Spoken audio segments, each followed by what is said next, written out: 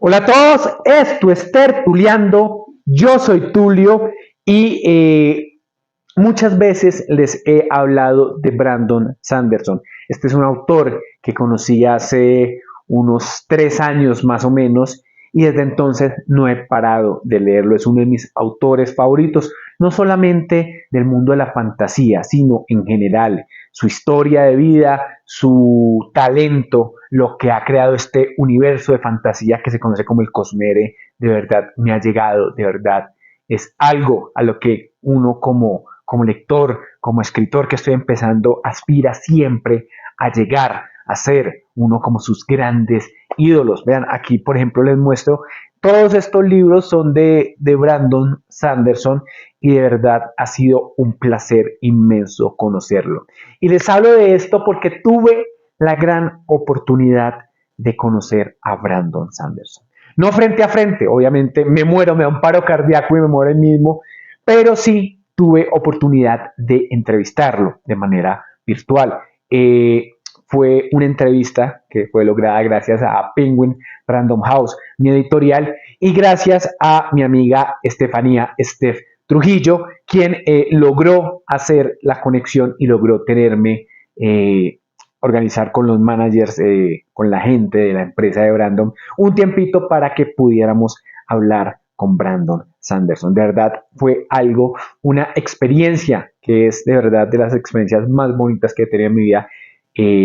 Pude hablar con él, pude entrevistarlo. Antes de la entrevista tuve la oportunidad de preguntarle, de contarle, mejor dicho, de contarle que yo iba a publicar un libro. En el video pasado les conté que voy a publicar un libro sobre vikingos y hablando con Brandon le conté que iba a publicar un libro y de verdad la alegría genuina que se vio en su cara, de verdad es algo que para mí significa muchísimo, me llegó muchísimo, me conmovió muchísimo, demostrándome lo que yo ya sospechaba, que no es solamente un gran escritor talentosísimo, gigantesco, sino que también es un gran ser humano, porque eso también se refleja en su obra, de verdad se emocionó de manera genuina.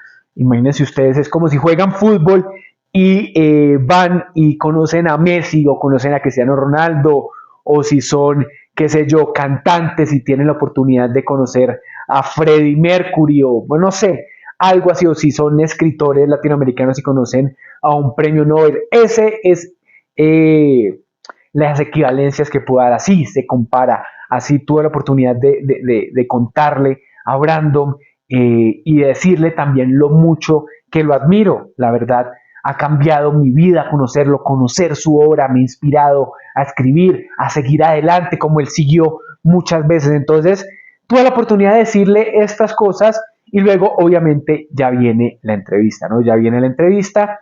No es una entrevista con spoilers del Cosmere, yo quise que la pudieran disfrutar todos, no solamente las personas que se han leído toda su obra, todo el Cosmere, todo Nacidos de la Bruma, todo el Archivo de las Tormentas, los libros externos, no, quise que lo disfrutaran ellos y lo disfrutaran alguien que se haya leído un solo libro, el Antris, o el Aliento de los Dioses, o alguien que nunca haya leído a Brandon Sanderson y haya escuchado, ay, este autor es muy bueno, quiero empezar a leerlo. Bueno, esta entrevista es para conocerlo un poco mejor. Hablamos de muchas cosas, como les decía, no tiene tantas cosas del Cosmere. Sin embargo, también hay preguntas que me mandaron a hacer. Mi amigo Giuseppe de Club de las Tormentas, que es una de las personas que más sabe de la obra de Sanderson en español, me mandó a hacerle una pregunta. Yo se la hice, ahí está en la entrevista. También hablé con el traductor de la obra de Brandon a español, que se llama Manu. Él ha traducido todo lo que ha hecho Sanderson. También me manda una pregunta muy divertida que también se la hago. No hay mayores spoilers en esto. Y hablamos de muchas cosas de la vida, de cómo no rendirse, porque él antes de publicar y escribió 13 novelas y no se las publicaban. Y yo le pregunté, Brandon, ¿cómo es posible que no te rindas? Hablamos de eso, hablamos de videojuegos. Le recomendé el manga de One Piece. Hablamos de muchas de sus escritores favoritos, el gran Terry Pratchett con Mundo de Discos. Una entrevista que intenté que fuera amena, intenté hablar de cosas diferentes con Brandon Sanderson y verdad es un gran ser humano. Si antes lo tenía por acá en un pedestal, ahora está y se sale de los estándares, de verdad es un gran escritor, de verdad me hace sumamente feliz haberlo podido conocer, haberlo podido, que en un momento escuchara mis palabras, de verdad es una experiencia que no tiene comparación y que quisiera compartirles con ustedes. Dos detallitos antes de empezar, me perdonarán el inglés. No, mi inglés no es el mejor del mundo y aparte estaba muy nervioso porque no todos los días conoces a tu ídolo, a tu gran ídolo, entonces pues obviamente estaba muy nervioso, entonces perdonarán el inglés. Y el otro detalle es un agradecimiento y agradecí a Steph, que me ayudó a conseguir la entrevista, a Penguin Random House y un agradecimiento especial a mi amigo Jimmy Rodríguez, que tiene un canal de YouTube que se llama Memoria de un Pistolero, que se lo recomiendo, lo voy a dejar abajo en la descripción. Tiene un canal muy divertido, muy entretenido, de que también habla de libros, Memoria de un Pistolero. Él y su novio José me ayudaron a subtitular la entrevista. Yo soy un animal completo en la edición, entonces ellos muy amablemente me hicieron el favor de traducirlo, bueno, yo lo traduje, de poner los subtítulos donde tenía que ir y gracias a ellos puedo compartirles esta entrevista. Para ellos mis agradecimientos gigantescos y los invito a que vayan al canal de Jimmy. No siendo más, aquí está la entrevista con el gran Brandon Sanderson. Espero que la disfruten tanto como lo disfruté yo haciéndolo. Aquí se las dejo. I think before I'm want to say that I'm very happy and excited to meet you. I am a big fan of you. I'm going to publish a book next year, and you are a big inspiration for me. Congratulations. So, thank you. That's thank awesome. You yes. So I'm very pleased. It's like a painter can meet a Leonardo da Vinci or a singer knows Freddie Mercury. So it's a pleasure. I'm very, very happy to be with you. So thank you very much. It is my honor. Brandon, before publishing your first book, you wrote 13 novels. How did you maintain faithful, not giving up when receiving rejections or an answer? There are many, many very talented authors whom after writing one or two proposals are receiving a few declining letters give up. What would you tell them? I would say that the number one thing that a writer needs to learn during that era is to write for themselves and write because it's good for them. I think that writing is an inherently valuable act. I think like playing sports are good for your body, writing is good for your mind, and that doing it and telling your stories is inherently valuable. If you're doing it only to publish and not because you love it, then you should look for another job, because there are plenty of jobs to do that you can, that will be more likely to provide wealth to you. Statistically, authorship is not going to do that, but seeking publication is not bad after first you have centered yourself and realize why you're writing, and write because it's good for you. Okay.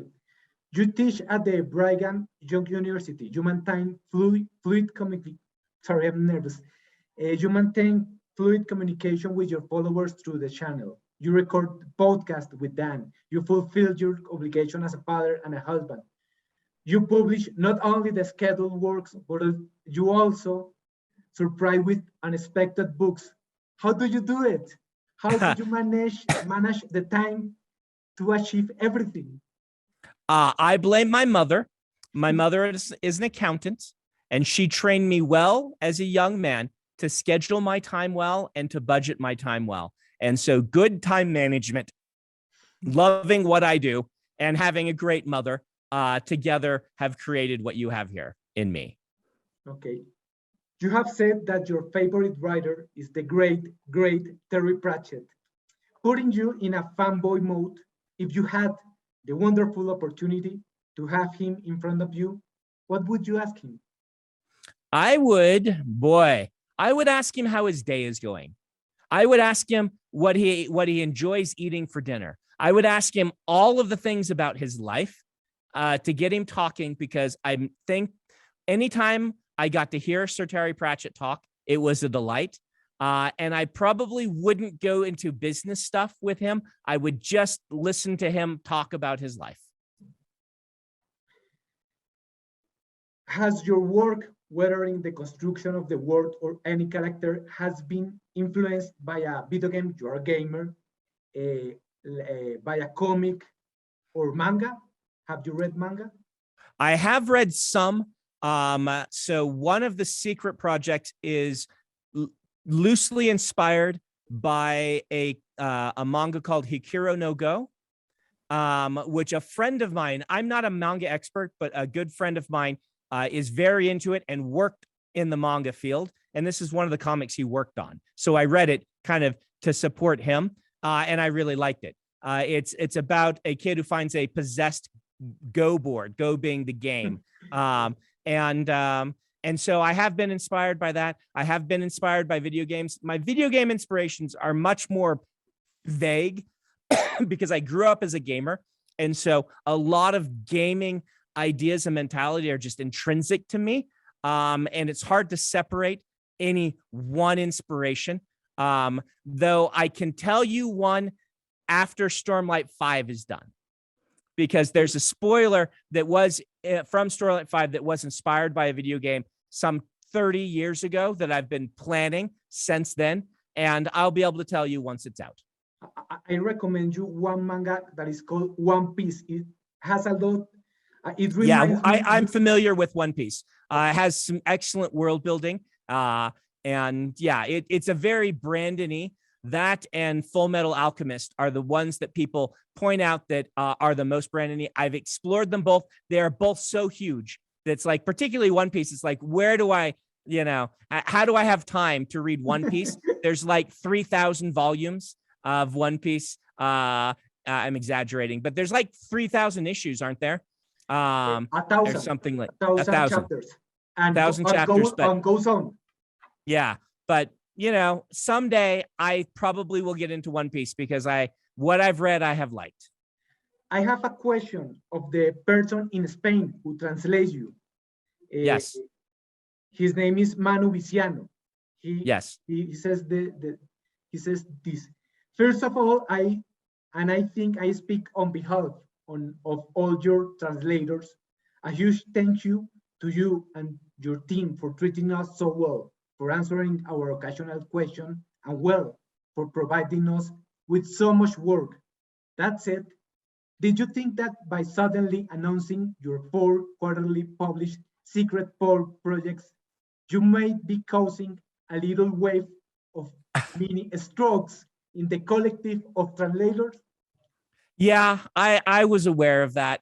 I was aware that it would cause strokes and heart attacks, and all of my publishers and translators around the world. That's part of the fun. We authors, we like to torture people. That's why we write stories like we do. So getting a chance to torture all these translators was a selling point. Okay. All right. One more question. All right. Okay. So I'm going to do another person. There is another person who is called Joseph. He has a huge channel on YouTube called the Club de las Tormentas, Stormlight Club. Cool. He sends this question to you. When we reach the space age of the Cosmere and people start to have a conception of outer space, will this affect the distance between planets in the cognitive realm, making it more difficult to travel through it? This is likely to happen, though I haven't worked out the exact mechanics and whether I'll do it. The thing about it is, when this starts to happen in Shadesmar, one of the things you have to remember is the pathways between planets are also in Shadesmar getting their own cognitive attributes. As more people travel them, they become highways that people view as a distinct space. And so there's kind of a fight going to happen between how people view these pathways in the cognitive realm that are, highways that are named and viewed and traveled. and how people view that planets are far apart and are visiting places in between them and getting a concept for them. One thing to keep in mind is once we get to the space age of the Cosmere, we will be traveling mostly via FTL rather than things like generation ships. And so the average person is not going to have a realistic concept of how far apart planets are, because with FTL, they will shrink that space in their mind naturally. So there is going to be a push and pull here, but it's not going to be as big a deal as you might have expected. If people were traveling on generation ships, it would be a much bigger deal. Okay. I'm very nervous, very pleased. Thank you very much. I have 2 questions, but no matters. Thank you very much for your time. It is my pleasure. I actually have to run off to a Hollywood meeting, which is why we have to be so strict. So you asked about television things. I have to go do a meeting with some more people in Hollywood. So hopefully it'll go well, and we'll have our adaptations before too long. There's wonderful news.